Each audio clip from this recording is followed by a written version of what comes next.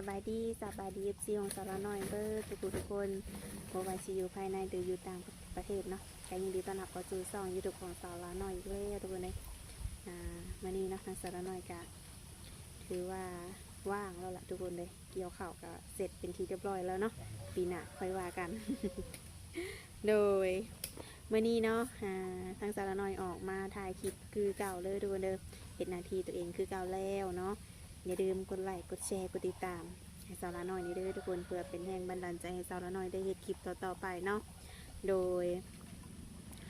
สำหรับ FC คนไหลเนาะที่ว่าสนใจผู้เสกผู้สาวทักเข้ามาทางไลน์หรือว่าทางเฟซไลน์ทุกคนเลยทางสาวน้อยก็ยินดีตอบแชทตอบไลน์เบิดทุกคนเนาะคันว่าภัยที่ว่า